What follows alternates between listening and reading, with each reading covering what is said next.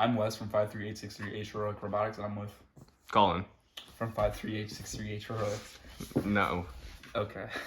So this is our mid-season robot. We have about 2 more tournaments with this, but this is just our first iteration, and we thought we'd go ahead and get an explanation.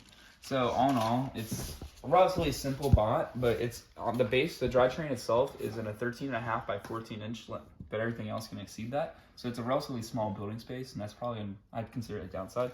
I would not recommend doing a smaller base like that. But our drivetrain is 400 RPM, 5 motor drive, and I'll explain how we get that. So we use 3.25 watt, 3.25 diameter. This is a 48 tooth driving 72, and the 48s are driven by 600 watt motors. So the reason we have the 5 motor drive, which is hard to see inside of our base, but we use the new 5.5 watt motors, which we also use in our intake. We use one here and here, and that gives us a total of 5. But we run a 3-to-1 ratio with a sprocket and chain. It's hard to see in our drivetrain, but the sprocket, and then we have the 8 tooth and 24 tooth. So it's nice to have that extra motor capability, which we're not currently using right now, and we don't want to show what we're going to use it for. And I think a lot of teams will find it kind of unexpected. Next, I'm going to go over our intake. So the cool part of our intake is it actually sits inside of the 18-inch limit.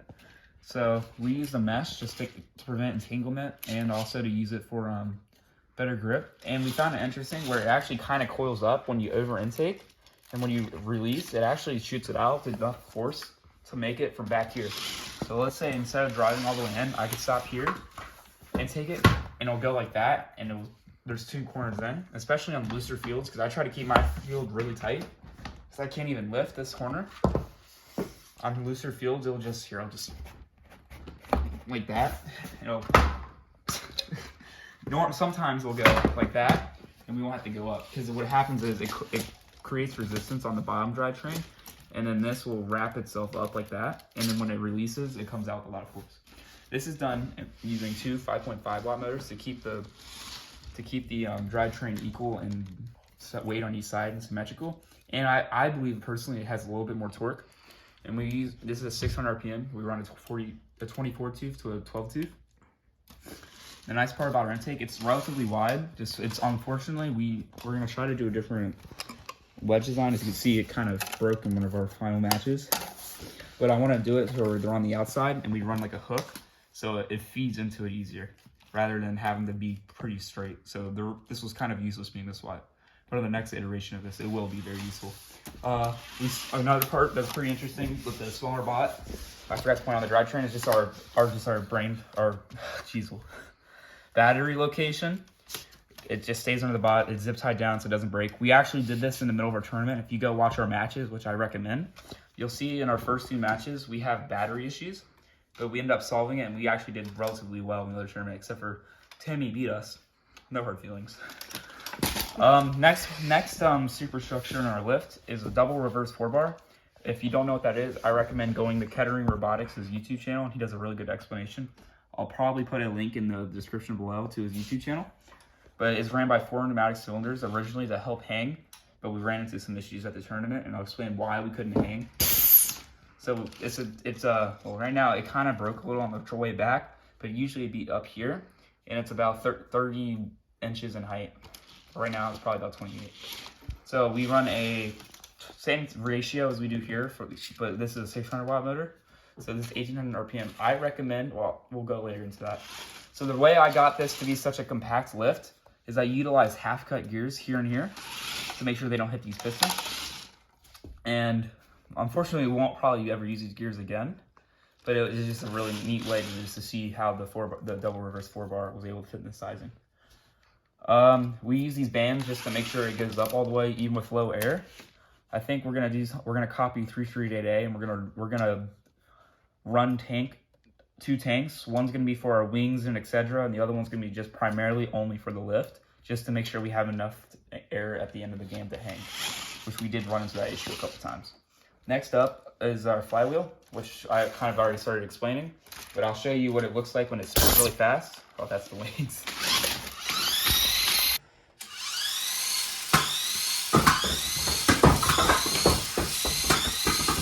Some of our unique parts of our robot.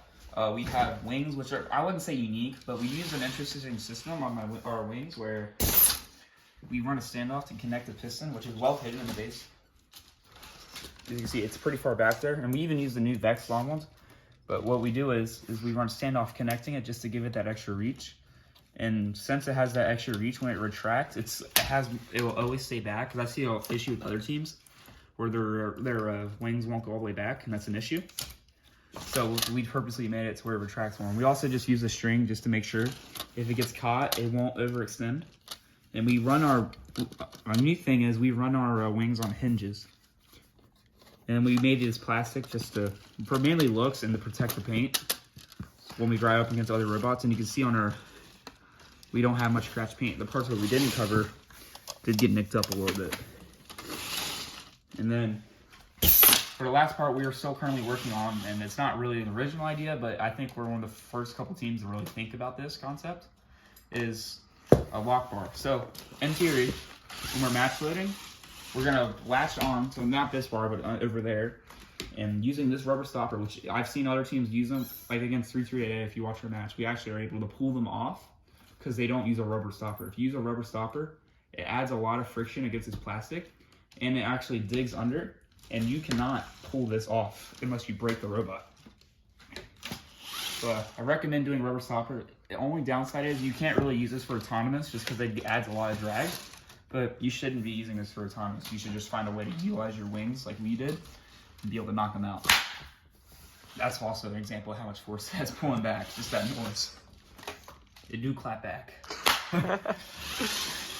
All right, so that's all the main structures. Now I'm gonna hand it over to Colin, just explain some of the iterations and changes that we might do, and just stuff that overall just freaking sucked. All right.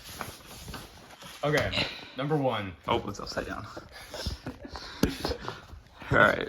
Okay, so one of the main things we're probably going to change on this is the flywheel. Yes, it's very fast to match load, and I guess you'd say it's pretty well balanced, but it's very inconsistent. No matter where you launch this, it's rather unpredictable, and you're going to run into a lot of troubles with it. I would say that if we're going to do anything, it would probably be a kicker. Kicker OP. Yeah. That's what we kind of had originally, but we just wanted to test because this robot, especially this iteration, was mainly testing. Yeah, I agree. Honestly, we didn't do bad in the tournament. If we had better teammates, dude, we can't diss our teammates in a review. But yeah, I mean, just don't show up to middle school tournaments if you're not prepared to have to do 1v2s like us. And also make sure you give your programmers more than one night to program. Oh yeah, that's another thing we need to talk about. The problems we had last minute with the robot. So obviously cabling here, Jeez. Quite horrific, as you can tell. I will say the drivetrain, like the actual physical motor wiring, is very clean. But since we'd had to do this the night before, because here, hold on, hold the phone real quick. I'm gonna go get it. One of our freaking solenoids. Here, we'll just use this one. Freaking decided to go crazy and start working, and it burned a port on a 3-wire port on our brain, which we'll probably have to buy a 3-wire extender now. So I never knew that would happen. So the night we gotta go. What we had to do is go through, reprogram it to the different ports, and also kind of just you could see just spaghetti it. And this was for the lock bar. We didn't get enough time that night to do it, and we probably could have done it during the tournament, but we were kind of fat and lazy. All right, I'll hand it back over to you. Main problems. Lots of construction problems we had. We're obviously gonna try to utilize better plastic. As you can tell, right here, tore off in the matches, and as well as in the drivetrain, we had little problems where someone got stuck. Oh yeah, back here. Here, I'll show them. So what happened was, I want to say match like 3 maybe. We're playing good defense, right? Because that's like the only thing I'm good at driving is defense. My attack strat just sucks. They actually got caught on this because I was trying to box bolt the corner just because I was worried to get bent. But I was stupid and didn't just find the right screw length. So they got caught. And actually, it's hard to see back there, but it loosened this. So now what I have to go to is actually go through and retighten it and put a new bearing on. And that's going to probably cut my hands up even more, which is just awesome. So yeah, if you all need tips on how to do that way efficient, please let me know. Also, one thing I missed when I was doing the explanations is we just decided to copy 515R, just do the flat plates. It just looks sick. We're probably just going to keep that team. Honestly, yep. And also invest in new plates because Or is it- This is when we're doing scrimmages at the Pybotics tournament, which we won. Well, scrimmage tournament, and we kind of had them on a bad spot in our old robot, and yeah, it's being held by the 3 now. 3 is the strongest number. Overall, this is a great bot, and I think that a lot of teams will be able to utilize this and do very well with it. It's actually not. No way! I threw it and it landed. No, that's actually crazy. No, but anyway, overall, this bot is great, and I would recommend building it if you need any ideas. There's a lot of things on here that you could definitely use. Let's just say our next bot's gonna be pretty explosive. Yeah, if you're not gonna beat us anyway, so no matter if you copy us or not, you're not gonna win. It's gonna. Ignore his ass. So, yeah, I think there's definitely going to be some massive expansions on our robot.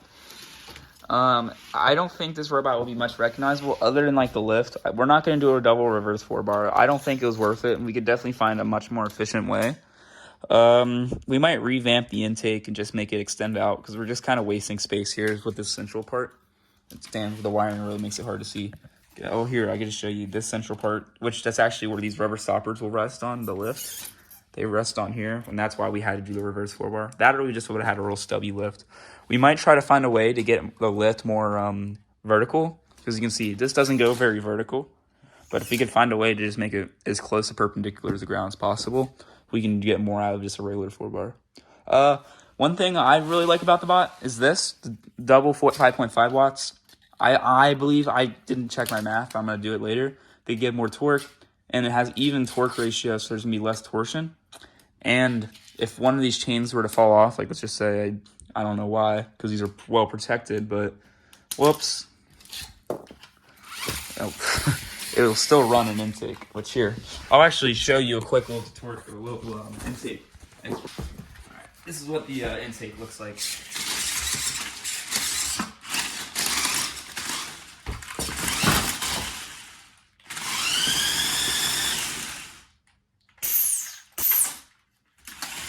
This is our full robot expanded all at once, if y'all never have to see it.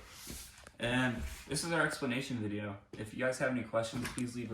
Please like, subscribe, and share it to people that see when you want to copy it.